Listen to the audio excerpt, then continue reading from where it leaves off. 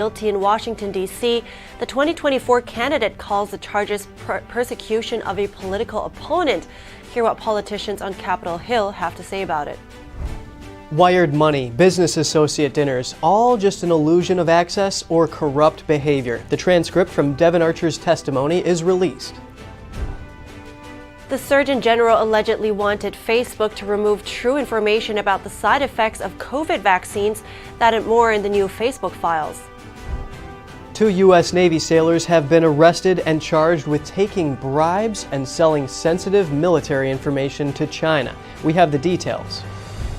New York City rolls out its latest plans to deal with the influx of illegal immigrants. Find out what college students are being offered in exchange for helping out. And we hear from a couple who overcame many heartbreaks on a journey with their 12 children.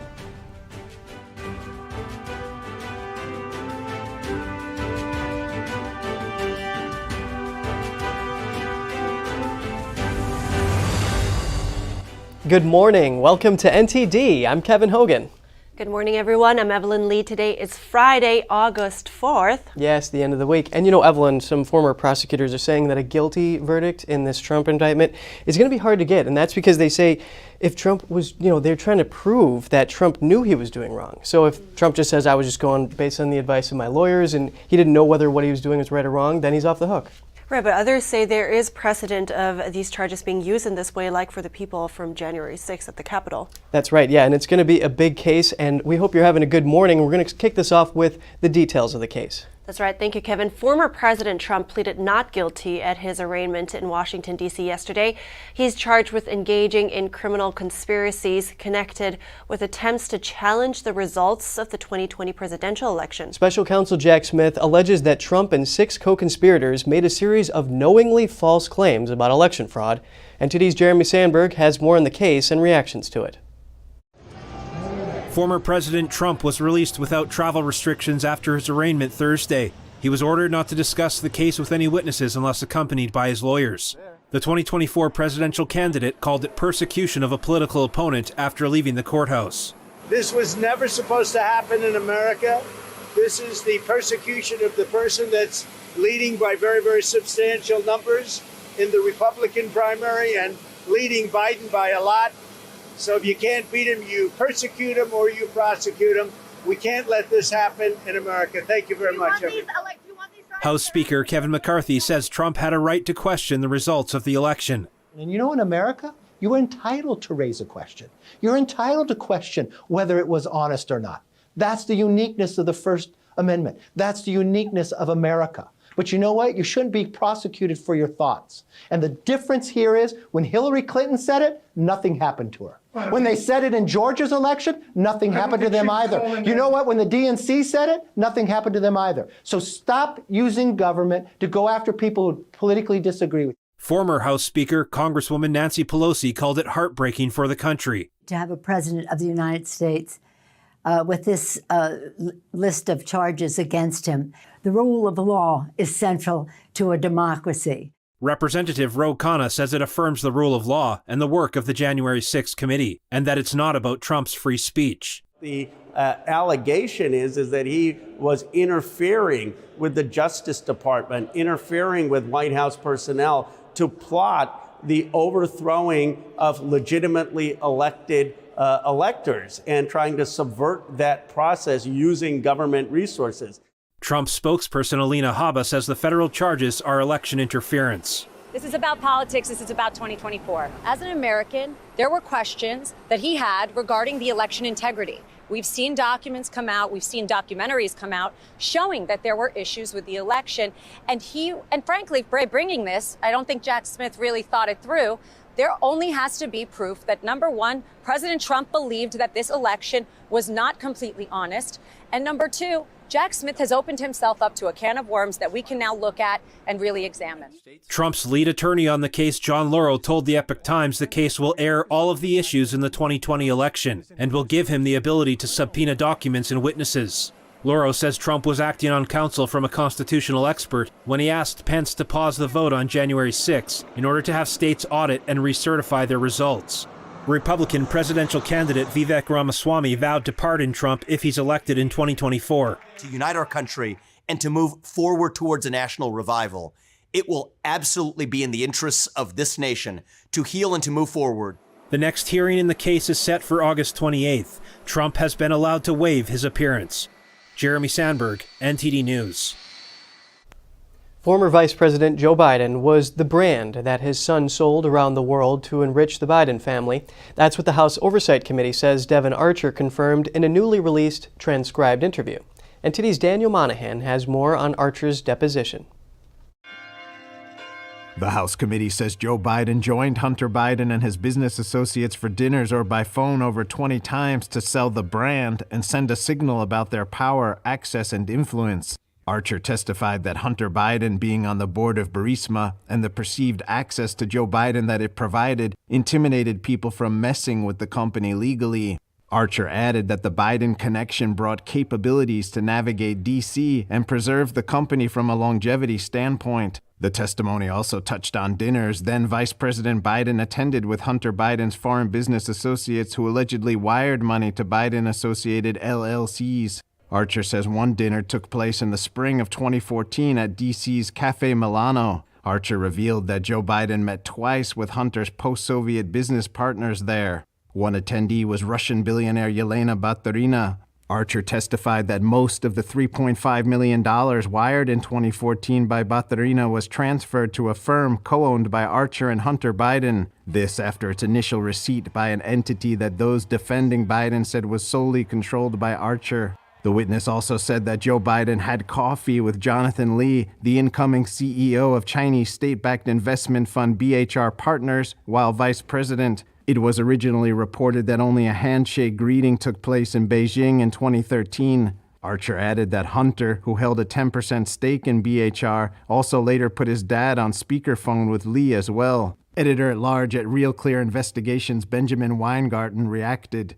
One of the key elements of his testimony is that a critical part of the value that Hunter Biden brought to business deals, so-called, including his work with Burisma, was the brand. And what was the brand? The Biden brand. And who was the integral figure that led the Biden brand, according to Archer? It was Joe Biden. Weingarten says Archer's testimony raises some key questions. Would there have been any Biden family business for Hunter Biden or Jim Biden or any of the others, were it not for Joe Biden's office? What did Joe know? When did he know it? And what did he do about it?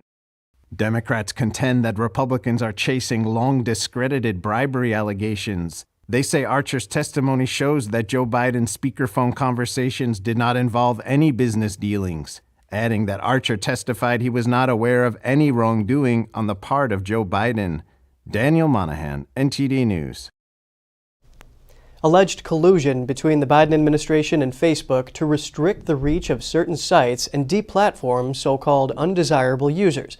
That's according to the Facebook files released by Representative Jim Jordan. NTD's Daniel Monahan has more.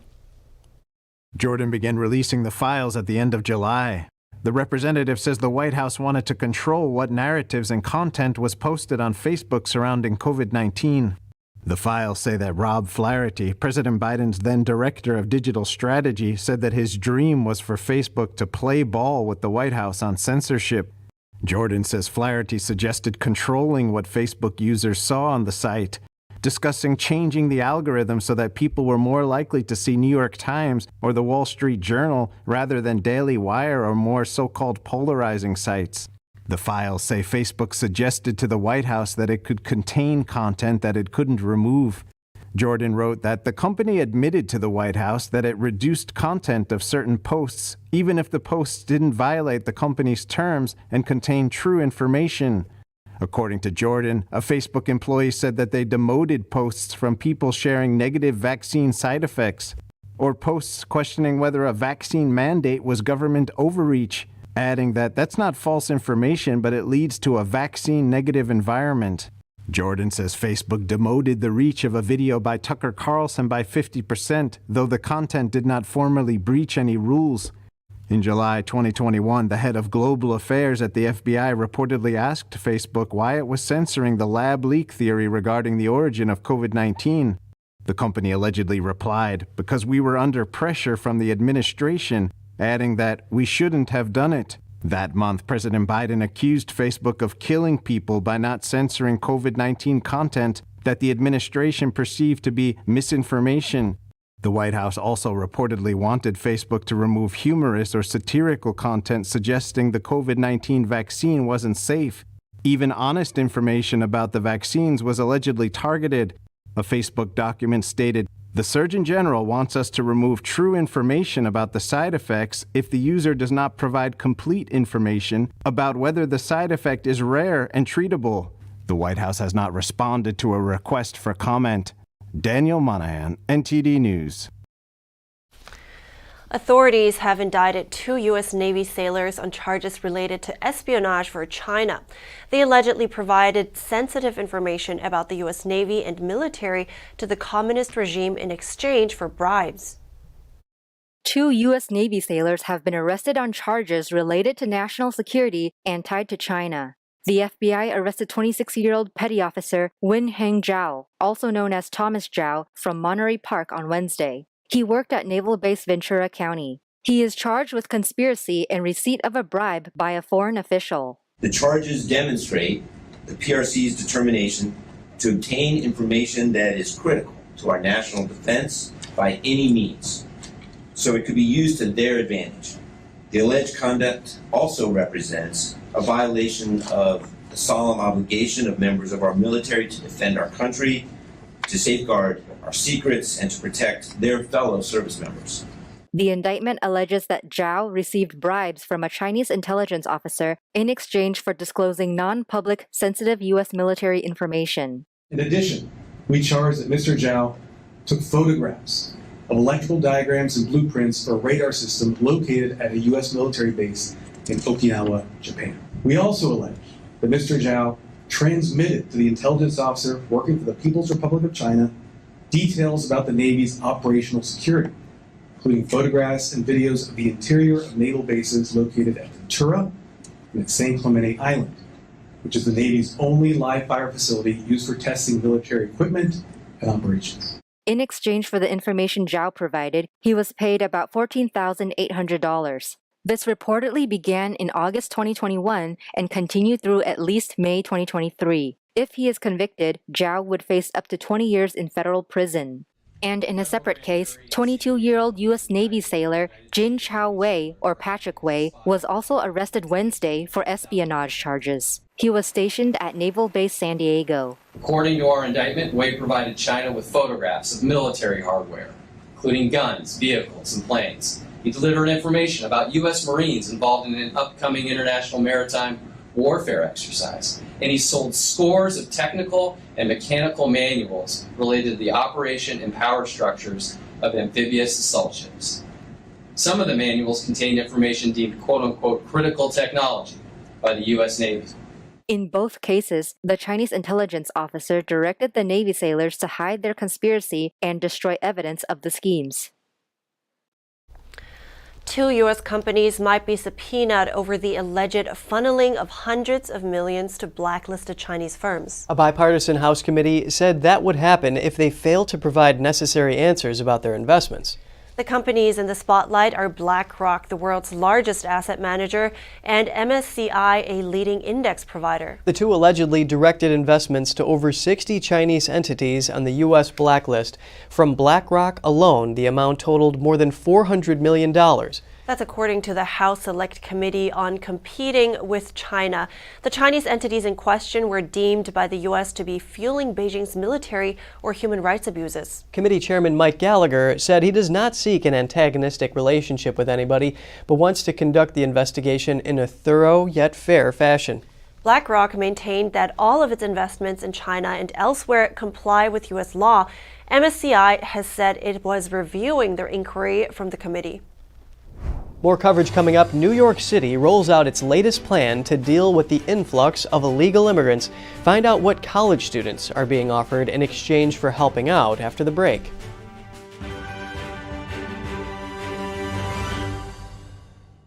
Anyone who's ever sold a home will tell you it's really hard. And it's one of the biggest financial decisions you'll ever make.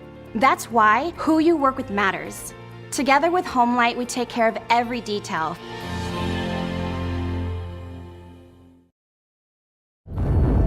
I was vaccinated because I'm a carer. I've had all three and I have the flu one as well. As far as the government is concerned, I believe they are doing the best thing for the nation. I just thought it was better that I get it done. I wanted to protect other people. The COVID vaccine has been hailed as a medical and logistical success. It's claimed that millions of lives have been saved, but there's growing evidence that the jab can have devastating consequences. They actually told my wife and two children they had no hope, and if I did survive, it would be from the waist up. You take one for the team, so I took the vaccine, but now the team's running the opposite direction. Just to let people know that when it goes wrong, there's like no help at all. This vaccine is not completely safe and has unprecedented harms.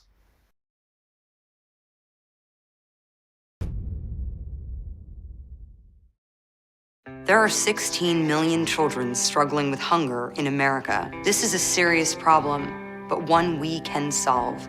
Visit feedingamerica.org to help. Together we can solve hunger. Together we're feeding America.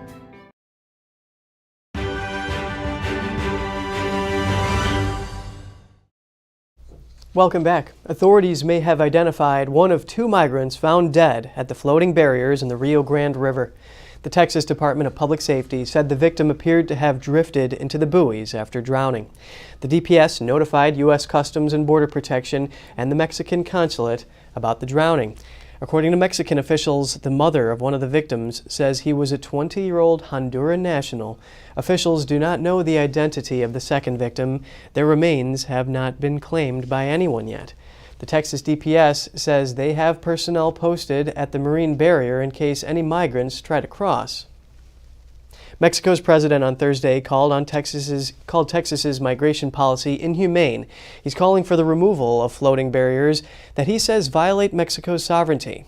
The White House scored a win in appeals court yesterday when their new migrant asylum rule was upheld, at least for now. The Department of Homeland Security says the new rule will significantly reduce irregular migration.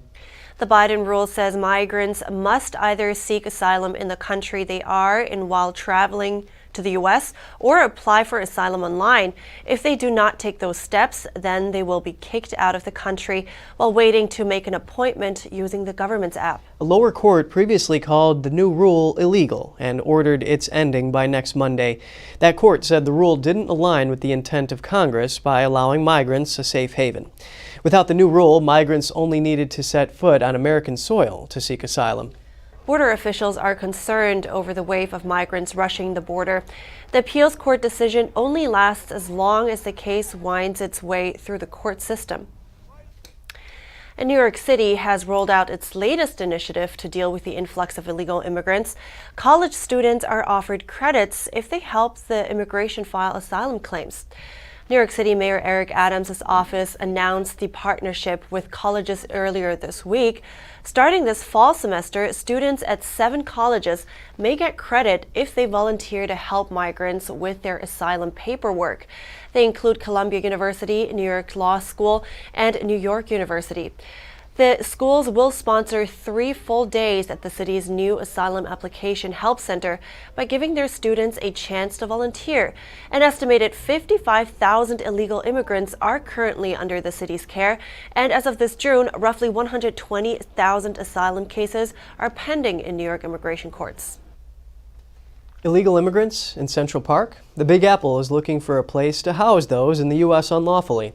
The Deputy Mayor for Health and Human Services indicated everything is on the table. Prospect Park in Brooklyn is also being considered. These parks are among the 3,000 sites the city is reviewing. The Deputy Mayor did not specify how imminent the plan is or who will assist the city in providing shelters. It comes as the city continues to grapple with the crisis stemming from the influx. About 100,000 illegal border crossers have made it to New York City over the past 15 months, and the city's shelter system accommodates about 56,000 illegal immigrants. Mayor Eric Adams has criticized the Biden administration for not providing financial aid, and state lawmakers visited with DHS Secretary Mayorkas recently to talk about the challenge.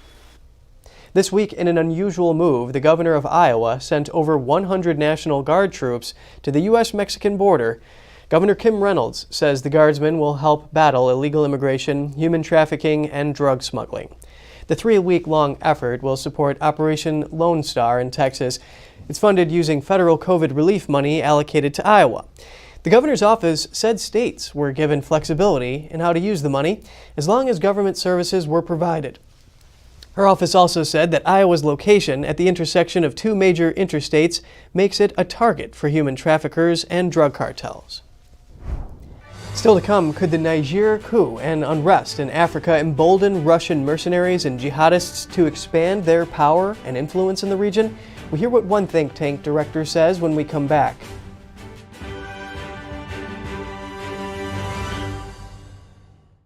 Communism is evil. Oh, come on. Listen, if you're as tired of the censorship as I am, I've actually got good news for you.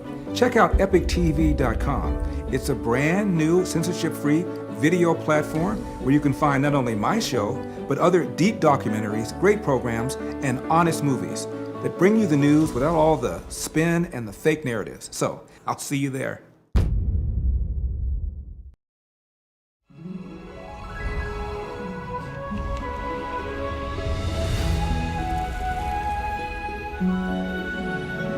Miss NTD, the first NTD Global Chinese Beauty Pageant.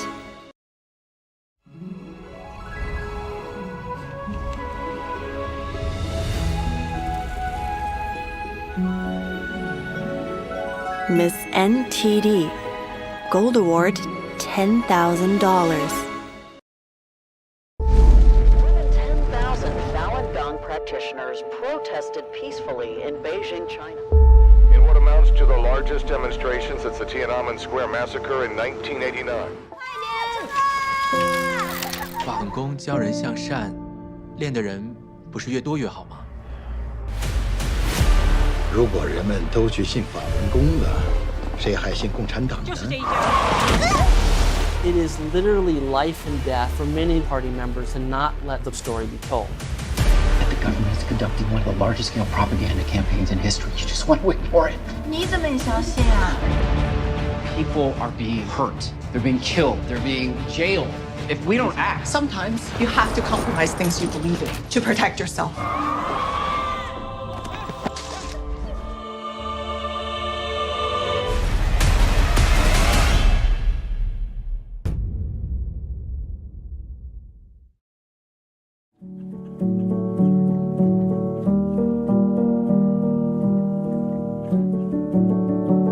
A painting that has true beauty. I imagine it's like a door.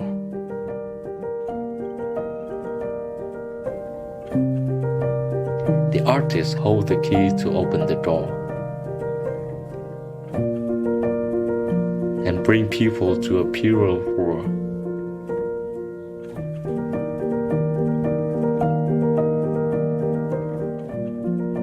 A world where people are more compassionate.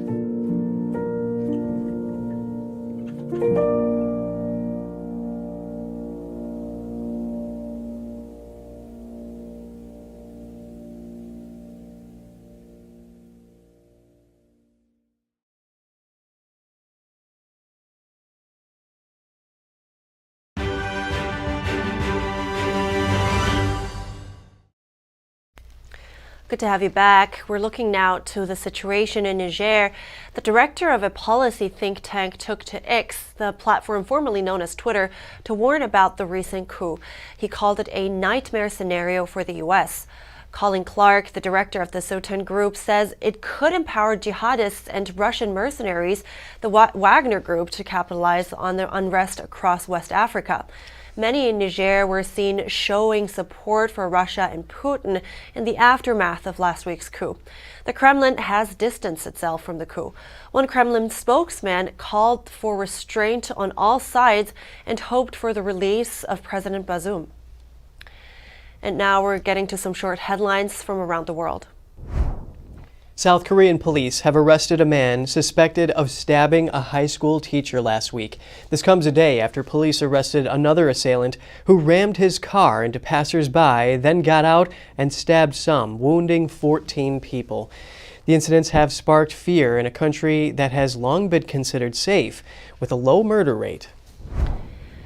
At least 18 people are dead after a passenger bus in western Mexico plunged off a highway into a ravine. State officials said the passengers were mostly foreigners. They include citizens from India, Dominican Republic, and African nations, and some were heading for the U.S. border. Russia accuses Ukraine of attacking a Black Sea Navy base with sea drones. The attack was the first time a commercial Russian port was targeted in the 18-month war. While Moscow said it had fended off the attack, two sources said a Russian warship was seriously damaged. The UN says it's following closely the case of Alexei Navalny. Today, a court is expected to deliver its verdict on a battery of new charges against the jailed Russian opposition figure. Navalny is expected to face an extended prison sentence while already serving over 11 years on fraud and other charges that he says are bogus. Our hearts just go out to those victims in Mexico. Yeah, terrible thing. And coming up, we have our host of NTD Business for the latest finance news. And in the nation's first, Oklahoma governor signed an executive order clarifying the definitions of male and female. We'll have more details in just a moment.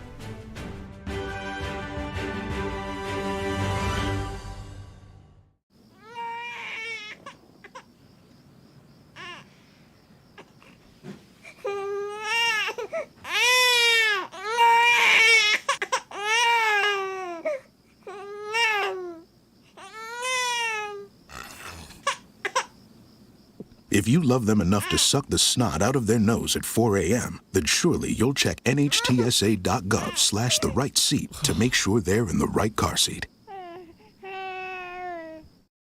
Shen Yun Creations, the streaming platform from Shen Yun, featuring world-class dance, past programs, and all original music.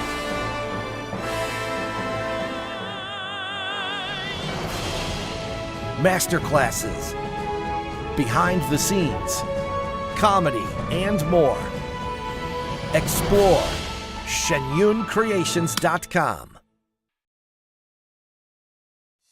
Does this look familiar? You probably think this is what owning hearing aids would be like.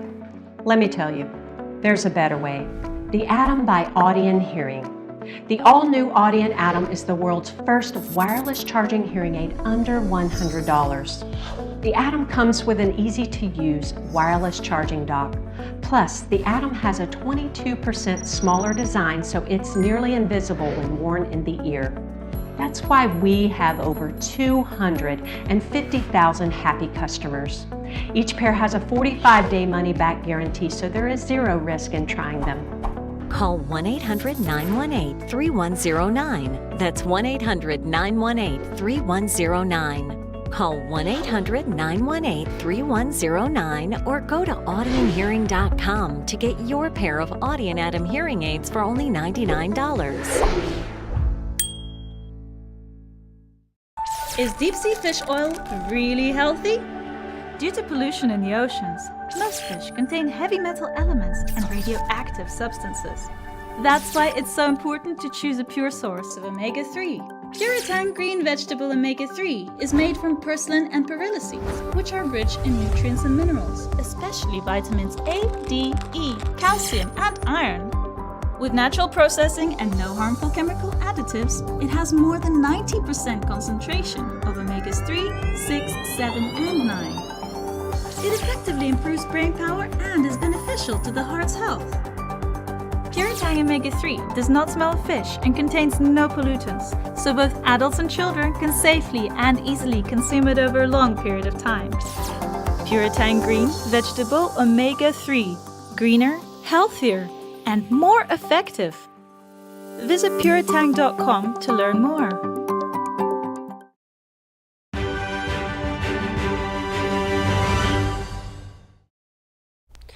Good to have you back. There has been a surge in thefts occurring across California in broad daylight, causing concern among residents and leaving communities on high alert.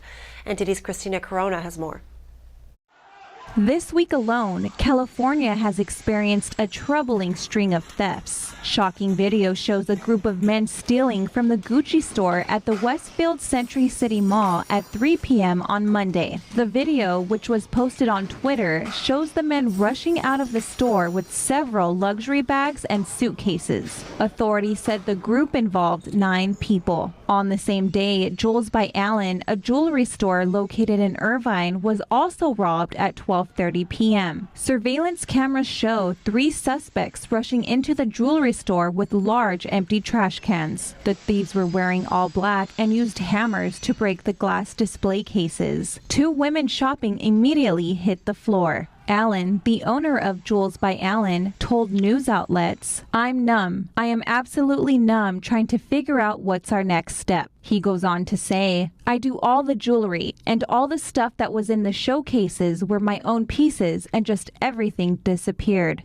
Irvine Police Sergeant Carrie Davies estimates the robbers got away with more than $900,000 in jewelry. Another video shared on Twitter this week by @EndWokeness shows the Louis Vuitton store in Los Angeles being looted in broad daylight. The quick video shows several people running out of the store with handfuls of designer luxury bags. And just yesterday, CNN reporter Kyung La had her car window smashed while covering news in Oakland. She posted a video of the incident on her Twitter account saying, "Got broken into again, but this time our car was completely empty. We were across the street. This happened in seconds." As of now, none of these thieves have been caught. Anyone with information on either of these cases is urged to contact authorities. Christina Corona, NTD News, California.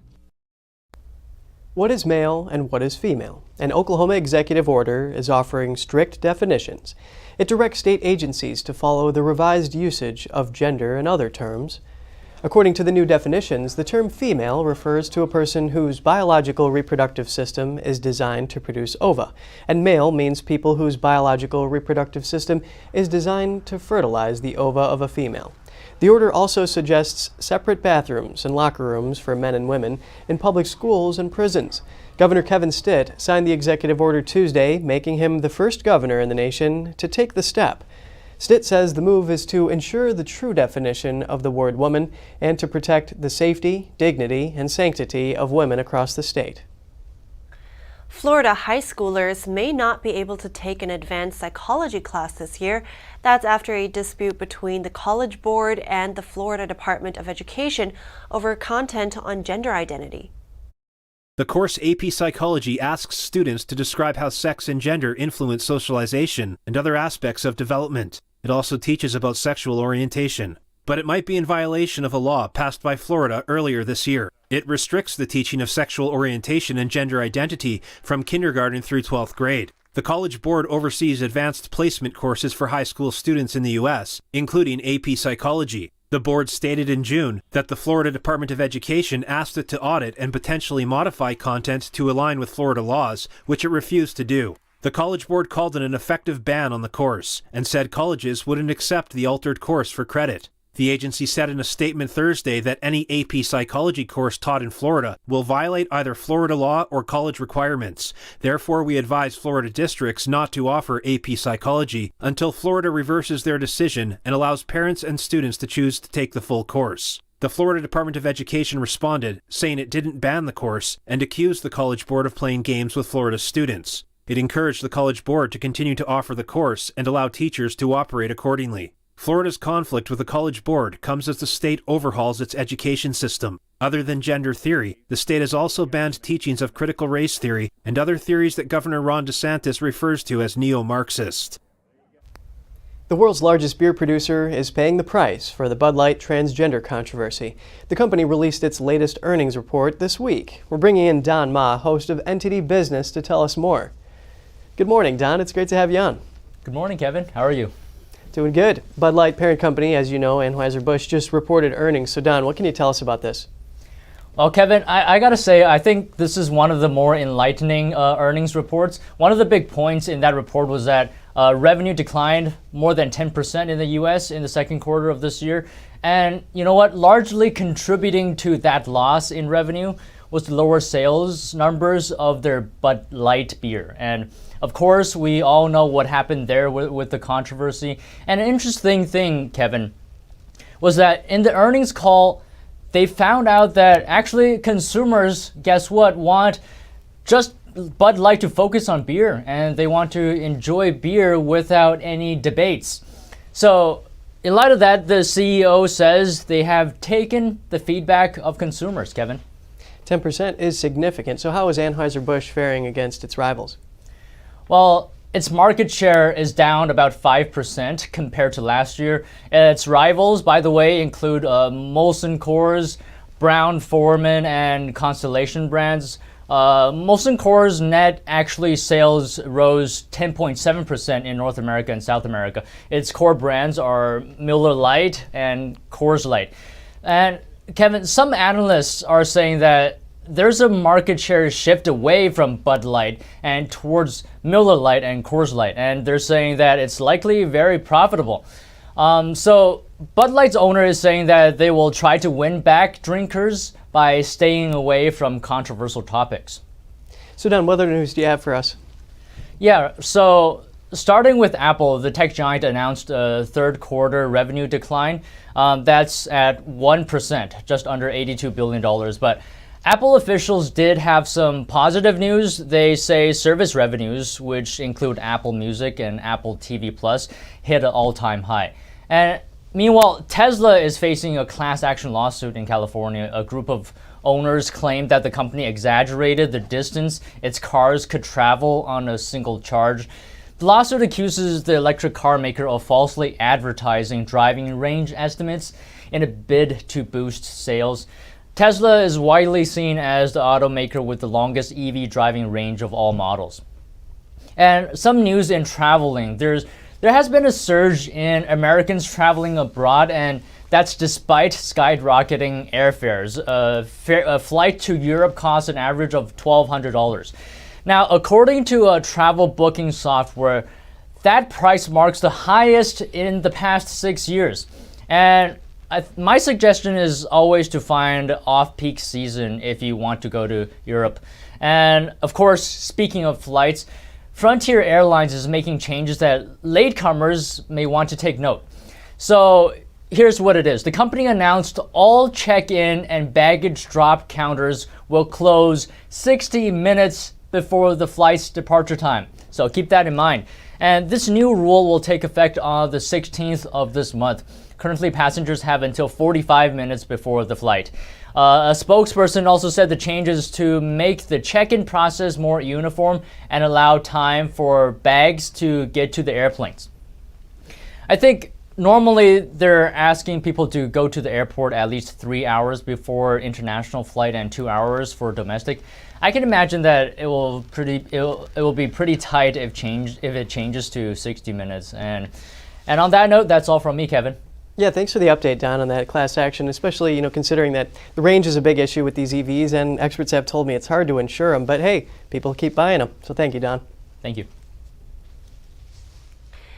A touching moment. Even torrential rain can't stop the guard at the tomb of this unknown soldier. You likely heard about severe storms this past weekend in Metro Washington, D.C. Heavy rain with wind gusts up to 80 miles an hour whipped through the Capitol, pulling up trees by their roots, knocking down power lines, and blocking roadways.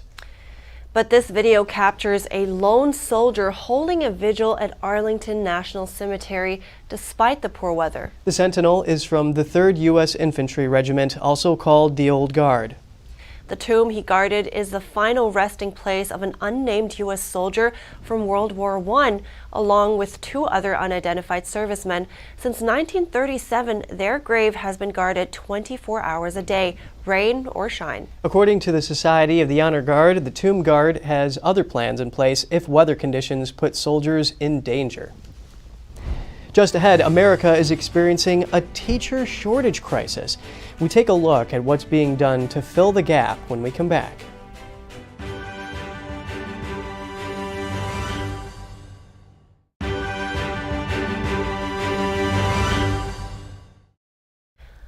There currently aren't enough teachers to teach America's children. One estimate says there are 36,000 vacancies across the country. This is not good for kids or for America because it hurts their education, and kids are the future. One potential solution, fast-track teacher training programs. But is that enough? NTD's Colin Frederickson has more.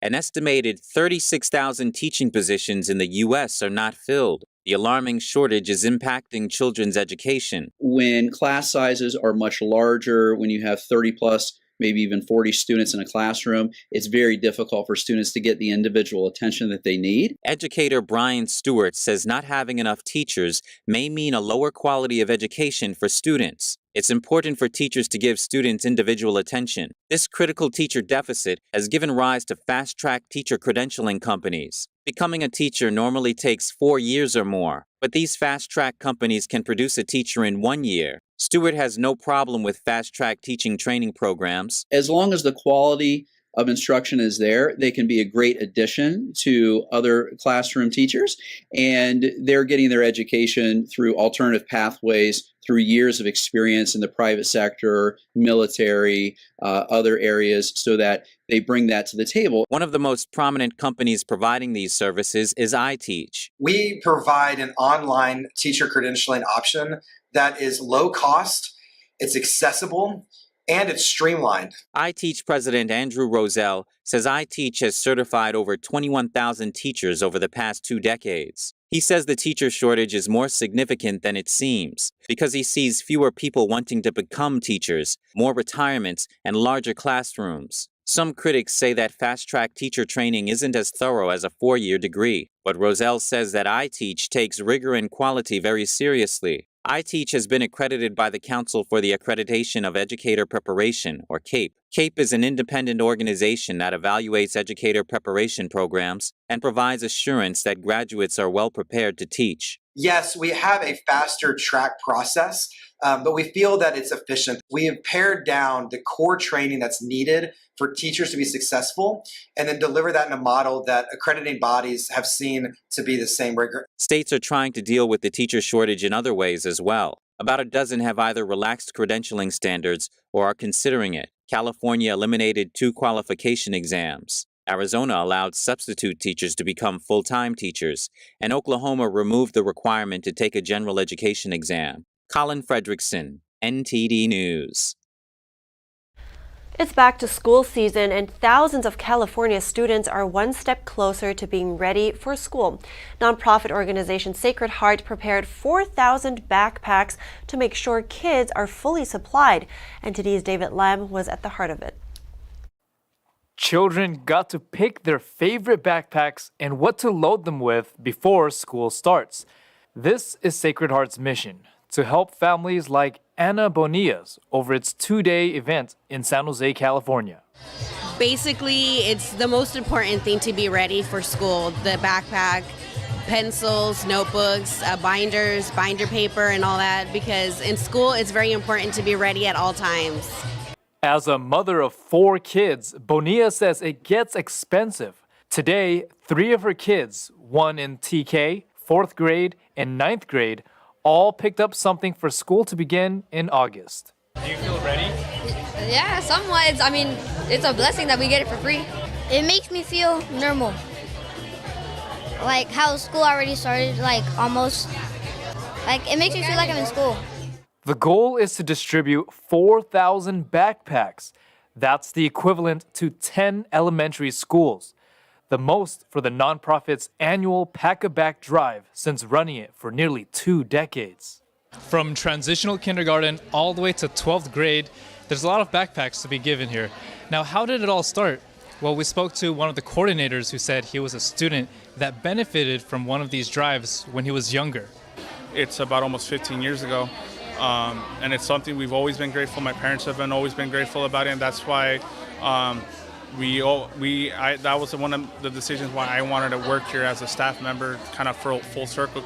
Alejandro Gonzalez is one of the 300 volunteers, and he says the money that families save can be used for groceries and other necessities. All these students, they're they're the future at the end of the day.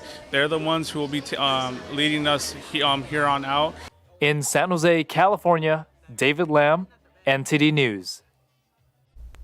What a great program that is. You got to be prepared and think about just the morale that they get from having those supplies on hand. Yeah, and I think it's very important, especially now with inflation and everything. I think I spoke to Bankrate last year during back to school, and it's it's a lot of money that goes into back to school supplies. I believe it was over $500. Yeah, it's a big investment. It's crazy. And I remember back to school season, wrestling practice in high school, all-nighter cramming in college. Yeah. It's fun stuff. All right, still to come, we hear from a Georgia couple who overcame many heartbroken events in their life and now have a happy family with 12 children. And an emotional reunion in Kansas. A dog owner reclaimed his best friend almost 2 years after he went missing. Stay tuned for more on that story.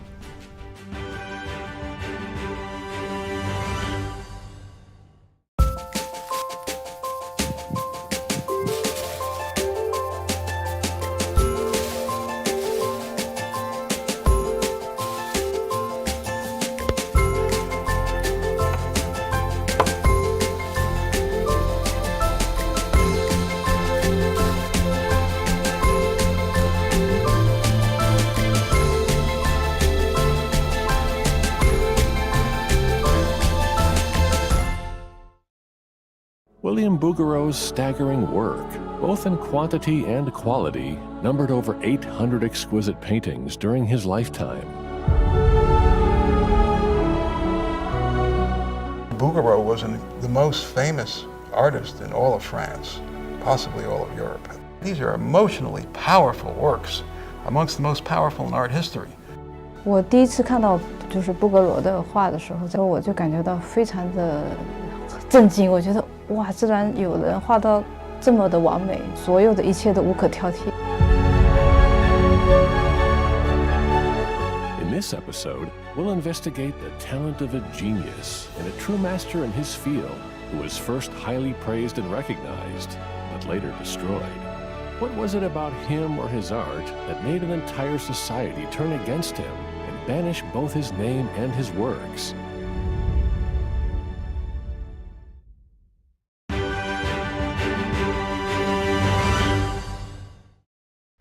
Good to have you back. Life doesn't always go as planned, and when it takes unexpected twists and turns, what do? Let's hear from a Georgia couple who overcame many heartbroken events in their life. David and Carly Boychuk's ideal plan was to have 4 children, but after having 2 healthy children, bad luck struck twice. Carly suffered 2 consecutive miscarriages. So it was really hard to process, especially the first, because you wanted to go on with your normal life, but you were still in extreme grief. It took me totally off guard. I was devastated. I just cried and cried. I just couldn't believe that this would happen, even happen again. After the devastating losses, the grieving Boychuks turned to their faith. Carly asked God to heal her womb and pleaded to take as many children as He would give them. God has a plan and a future for all of us. We may not understand it all, but He has definitely got a plan for all of us, even in the midst of heartbreak. After enduring 7 miscarriages, they were gifted with 12 healthy children. For their precious children, Carly has been pouring her heart into caring for them. With the oldest daughter married and serving in the Army, Carly is homeschooling 8 children and gets them involved in extracurricular activities. Several of our children play instruments.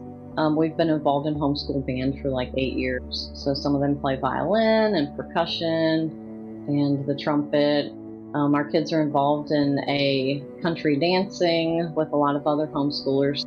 Carly also reads the Bible with her kids every morning, and every kid gets to share their understanding of the scriptures 1 day a week. Carly marveled at how the kids are building up their own faith. I mean, you just wouldn't believe, like, even when they share something, I'm like, I just didn't see that before. Like, they just have their own walk.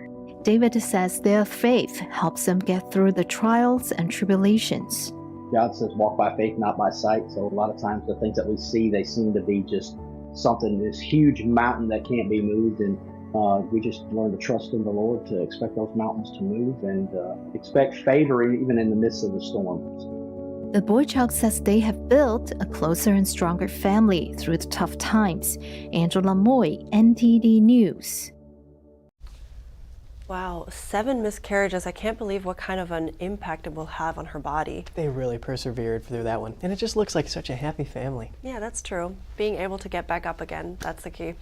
All right, next, an emotional reunion in Kansas. A dog owner reclaimed his good boy nearly 2 years after he was stolen. According to the Kansas Humane Society, Wichita Animal Services recently confiscated Gage and another dog. They say Gage had fleas all along his back and has alopecia or hair loss. His owner had been looking for him all this time and had put an owner reclaim reservation on Gage, so it was easy for them to find his real owner. Gage was a little loopy after being reunited with his owner, but he did remember his dad. The Kansas Humane Society says they wish Gage and his dad nothing but happy memories. Look at that happy whale tail wag. Oh yeah, cute little pup. Yeah. All right, that's all for today's program. We're going to end it right here. We'd love to hear from you at goodmorning@ntd.com. Shoot us an email if you'd like. Thanks for watching. Have a great weekend. I'm Evelyn Lee. And I'm Kevin Hogan.